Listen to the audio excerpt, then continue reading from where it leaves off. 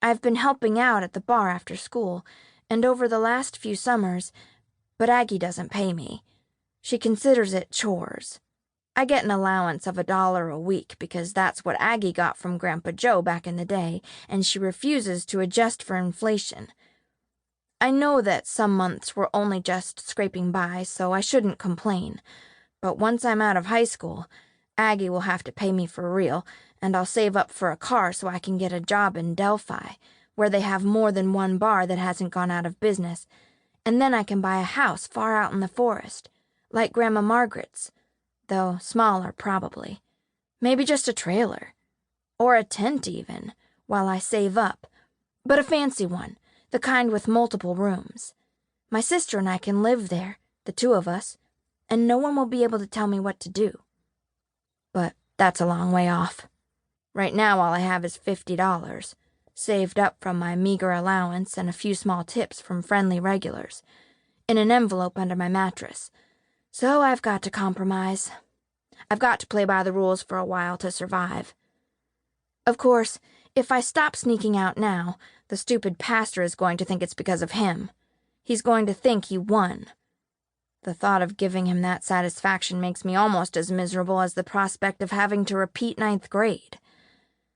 Mr. Blackburn has found a way to segue from trench warfare to his most recent weekend fishing trip.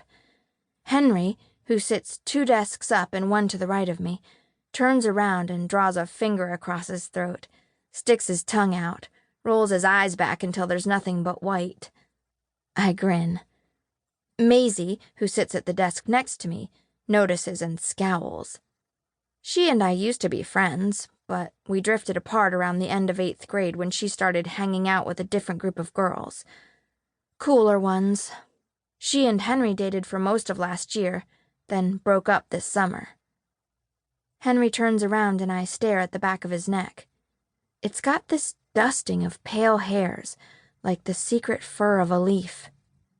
When the sunlight hits them, they glow. He died once when he was younger. His mother found him flat on his back on the front porch with his heart stopped. The EMTs shocked him back to life. Afterward, everybody wanted to know what it was like, if he'd seen God. Henry said he didn't remember, but people kept asking, so eventually he said he had seen a brilliant blue light in the shape of a lion. He said the lion padded toward him and opened its mouth wide and fitted its jaws around his head.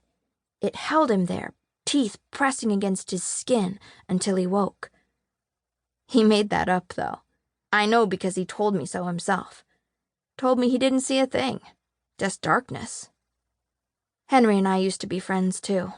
When we were all younger, he'd hang out with me in Savannah. I mean, basically every kid hung out with every other kid back then. Lester is small. I liked Henry particularly, though. He was quiet and good at playing along with games. Didn't try to ruin things the way some of the other boys did. It's all different now. Has been since some invisible line got crossed back at the start of 7th grade, and suddenly nobody wanted to play games anymore because it didn't look cool, and boys couldn't hang out with girls anymore or else they were dating. So I don't really talk to Henry anymore except in school. Savannah says she thinks he has a crush on me, but I'm not sure.